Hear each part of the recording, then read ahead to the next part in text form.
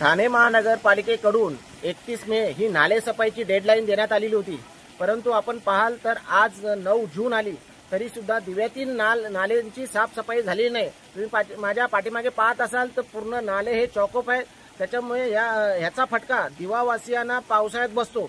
दरवर्षी लाखो रुपयाची निधी ही दिव्यातील नाले साफसफाईसाठी दिली जाते, परंतु यात मोठ्या प्रमाणात भ्रष्टाचार होतो आणि याचा नाहक त्रास दिव्यातील नागरिकांना सहन करावा लागतो।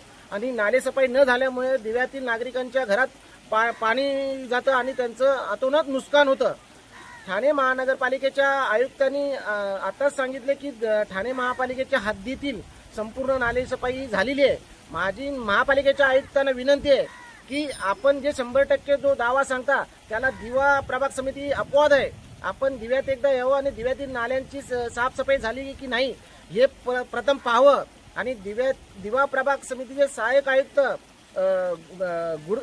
अक्षय गुर्दे यांच्यावर तात्काळ निलंबनाची कारवाई करावी अशी आम्ही शिवसेना उद्धव बाळासाहेब ठाकरे पक्षाकडून मागणी करतो।